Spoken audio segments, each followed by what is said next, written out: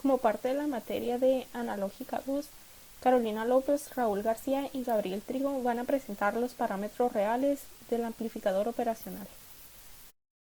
El producto ganancia ancho de banda es el producto de la ganancia en lazo abierto disponible y el ancho de banda a una frecuencia específica. Se determina sobre la curva de ganancia del lazo abierto contra frecuencia y en gran parte de los amplificadores operacionales cuya respuesta en frecuencia cae con una pendiente de 20 decibeles por década, el producto ganancia ancho de banda se considera constante. Cuando se trabaja a ganancia unitaria, el producto ganancia ancho de banda es igual al ancho de banda. Como se puede observar en la gráfica de la derecha, la adición de la retroalimentación negativa limita la amplificación, pero mejora la respuesta en frecuencia del amplificador. En un amplificador operacional, la ganancia de lazo abierto está limitada por la frecuencia de corte superior. Cuando el amplificador operacional opera con retroalimentación negativa, la frecuencia de corte superior está condicionada por la ganancia de ruido. En los amplificadores retroalimentados, el producto ganancia ancho de banda es una constante definida como el producto de la ganancia de lazo abierto por la frecuencia de corte superior o la ganancia de ruido por la frecuencia de corte superior. Y esto sería igual a lo que se ve en la fórmula como F1, que sería la frecuencia de ganancia unitaria. En la gráfica se muestra la respuesta en frecuencia en lazo cerrado de un amplificador operacional 741. El amplificador operacional 741 tiene una ganancia de lazo abierto de 200 kilos y una frecuencia de corte de 5 Hz, de modo que su frecuencia de ganancia unitaria es de 1 MHz.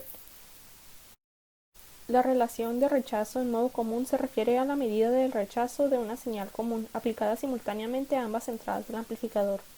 Esencialmente, es una medida de lo bien que un amplificador operacional puede ignorar los voltajes que son comunes a ambas de sus entradas de corriente directa y por lo tanto describe qué tan limpiamente amplifica las señales que aparecen como diferencias de voltaje en sus entradas.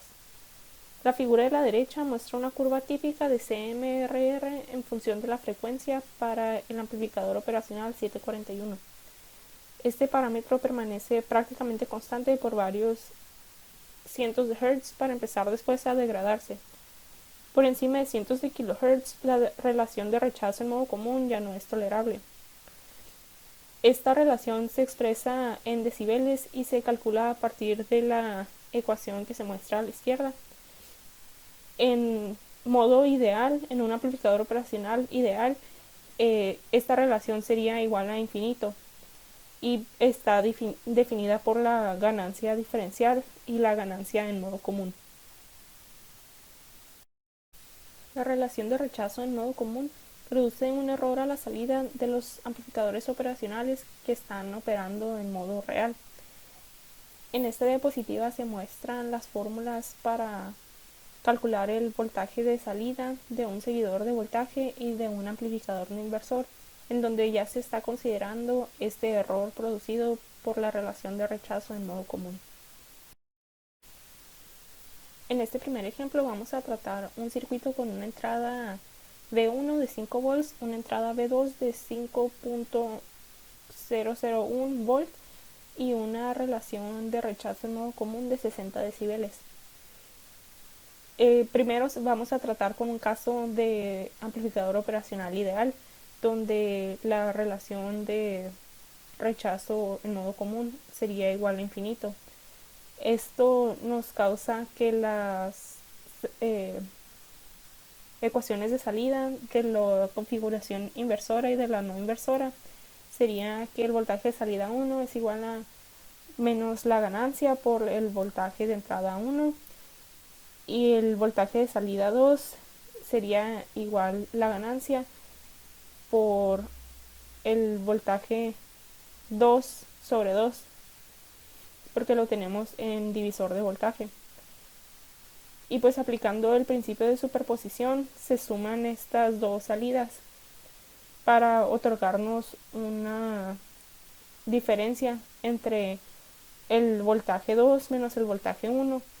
Esto es igual a un milivolt, que es la diferencia entre las entradas.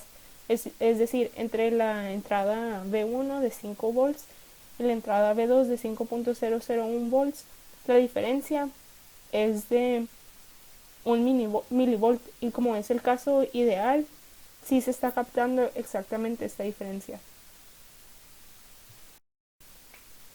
En este segundo ejemplo vamos a tomar las mismas señales de entrada, pero tomando en cuenta ahora sí la relación de rechazo en modo común de 60 decibeles. En la configuración inversora se puede observar que sigue sin tomarse en cuenta el CMRR, y esto es debido al efecto de tierra virtual, mientras que el efecto de la relación de rechazo en modo común sí se toma en cuenta para la configuración inversora. Las señales de salida VO1 y VO2 que se pueden observar en la imagen se suman por el principio de superposición, otorgándonos un error de 6 milivolts y menos 4 milivolts, lo que significa que en vez de otorgarnos un voltaje diferencial de 1 milivolt como lo hace en el caso del op-amp ideal, un op-amp real nos podría arrojar valores de voltaje diferencial de salida entre 6 milivolts y menos 4 milivolts. Finalmente, para el ejercicio de tarea van a utilizar el circuito de la figura para calcular el rechazo en modo común. Se va a utilizar la fórmula que se presenta en la diapositiva, y para hacerlo primero se tiene que sacar la ganancia diferencial y la ganancia en modo común del circuito presentado. El slew rate, o la limitación de la velocidad de subida, es básicamente un parámetro no lineal de los amplificadores operacionales, el cual nos ayuda a limitar la velocidad de subida de nuestra señal de salida. También nos puede ayudar a saber qué tanto tiempo le va a tomar a dicha señal llegar al voltaje pico que se le tiene designado.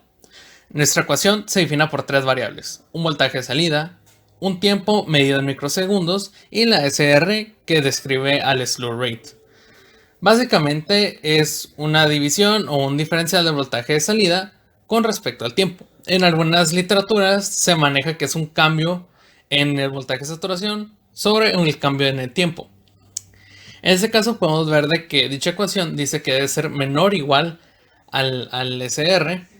Básicamente esto quiere decir de que si nosotros llegamos a sobrepasar el límite que ya se ha establecido en nuestro SR, puede ocasionar algún fallo en nuestra señal de salida. El slew rate se puede describir como esta pequeña lumita que se alcanza a apreciar aquí en esta señal de salida, ya que ahí vamos viendo de que el op-amp va limitando esa salida de voltaje para que no llegue todo de golpe y se vea una señal que posiblemente se puede distorsionar. Básicamente, ¿qué es lo que hace el slew rate o el comportamiento de este en el op-amp? Es que nos ayuda a que la reproducción de la señal de salida sea totalmente fiel a lo que tenemos en la entrada. Como podemos ver aquí en esta imagen de la derecha, en la parte superior, podemos ver que hay una pequeña colinita que es la que mencionamos en el slide pasado, el cual nos ayuda a decir de que, ok, tu señal de salida está por un buen camino. Va a subir de una manera adecuada para que tú la puedas ver fielmente de acuerdo a su entrada. Por lo general, todos los op-amps que son 741 manejan el mismo slew rate, y este es 0.5 volts sobre microsegundos. En esto se toma en condiciones, digamos, ideales, en donde tú alimentas tu op-amp con más o menos 15 volts, y de esa manera es como se dice que obtienes los 0.5 volts sobre microsegundos.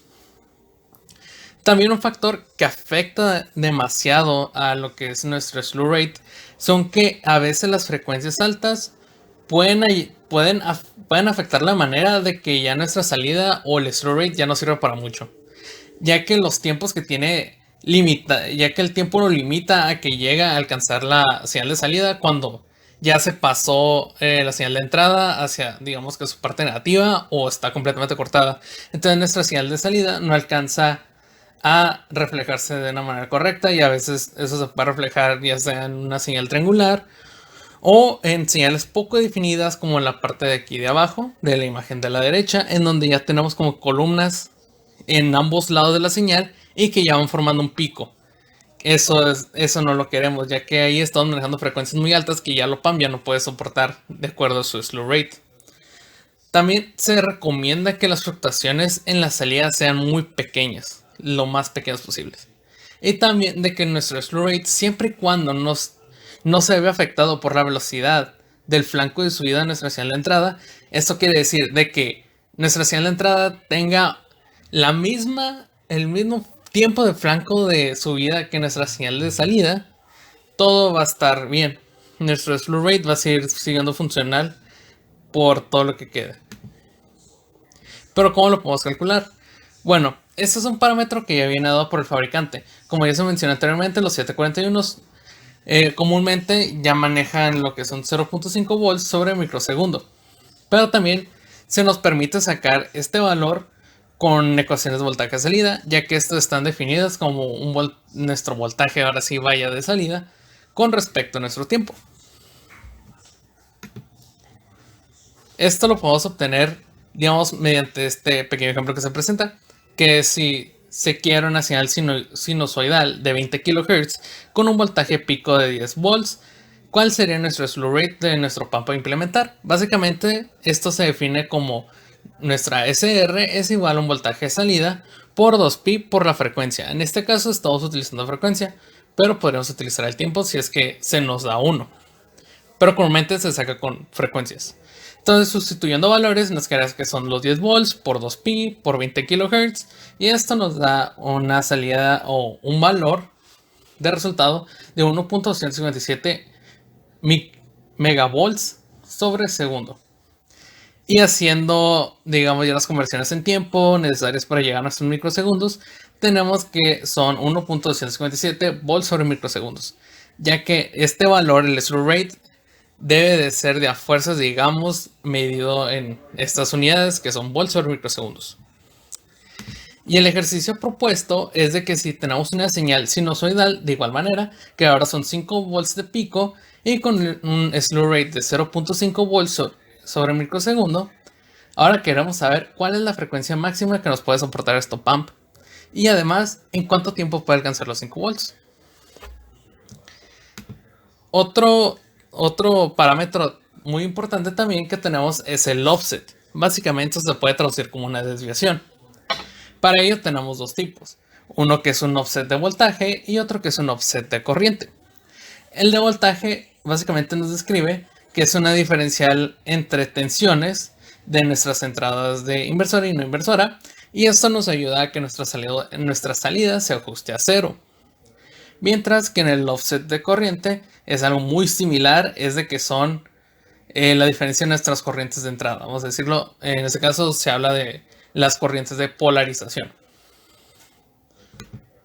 ¿Y cómo los podemos obtener? Básicamente, el offset de corriente se define por igualmente tres variables, que son IB más y IB menos, que corresponden a la corriente de la entrada no inversora y la corriente de entrada a su pin inversora, respectivamente, y nuestro E off, que es básicamente nuestra corriente de offset, y eso se define como la diferencia entre ambas.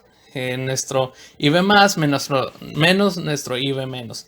Y el voltaje de offset se define de una manera similar, que nuestro voltaje de la entrada no inversora menos nuestro voltaje de la entrada inversora por la ganancia de op-amp, y con eso obtenemos nuestro valor de voltaje de offset.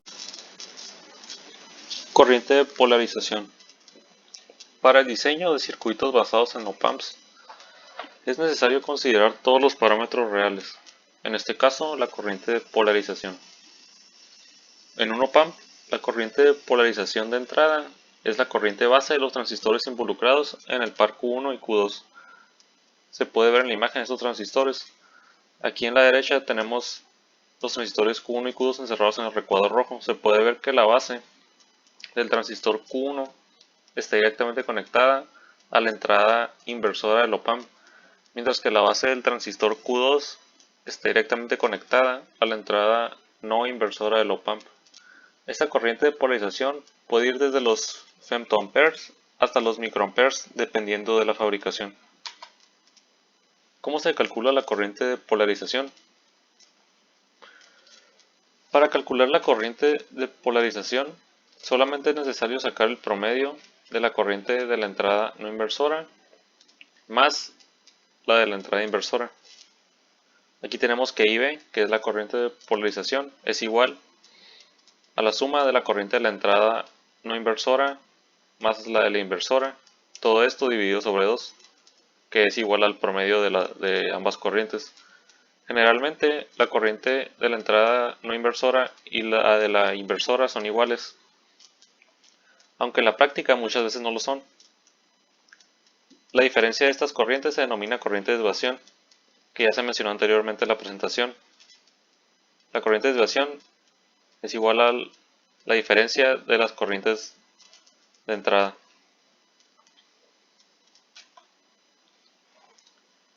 Ejemplo de corriente de polarización. En un op-amp se especifica que la corriente de polarización máxima es 100 nanoamperes. ¿Cuál es la corriente probable máxima de entrada en la entrada inversora y en la no inversora? Si se tiene que la corriente de polarización es igual a la suma de las corrientes de entrada sobre 2, entonces despejando queda que 200 nanoamperes es igual a la suma de la corriente en la entrada no inversora más la corriente de la entrada inversora. Este despeje se hizo solamente pasando el 2 multiplicando a los 100 nanoamperes. Como se vio anteriormente, generalmente la corriente que entra por la entrada inversora es igual a la que entra por la entrada no inversora. La ecuación anterior entonces sería igual a tener que 200 nanoamperes es igual a 2 veces la corriente que entra por la entrada no inversora. Entonces, pasando el 2 para acá y dividiendo, tenemos que ambas corrientes son iguales a 100 nanoamperes. Ejercicio propuesto. Se tiene un op-amp 741 con una corriente máxima de polarización especificada por el fabricante de 500 nanoamperes. Calcule la corriente máxima que entra por la entrada no inversora.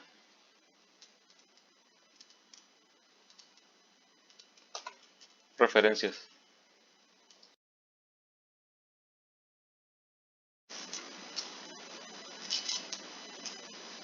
¿Cómo revisar las características reales del op-amp? En la hoja de datos tenemos que ir hacia las características eléctricas del dispositivo. En este caso para el op-amp 741. Aquí se tiene que el offset de voltaje de entrada, cuando hay una resistencia en la fuente menor a 10 kilo ohms, a temperatura ambiente de 25 grados, típicamente es de 1 milivolt, pero puede llegar hasta 5 milivolts. Y también cuando la temperatura del ambiente sea mayor a la temperatura ambiental mínima y menor a la temperatura ambiental máxima, puede llegar hasta los 6 milivolts.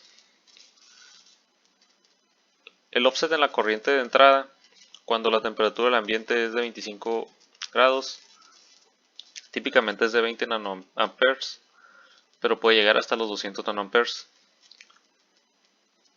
Y pues cuando la temperatura ambiental sea mayor a la mínima y menor a la máxima, típicamente puede ser de 85 nanoamperes, pero puede llegar hasta los 500 nanoamperes. Aquí en la corriente de polarización se tiene que a los 25 grados ambientales, típicamente es de 80 nanoamperes, pero puede llegar hasta los 500 nanoamperes.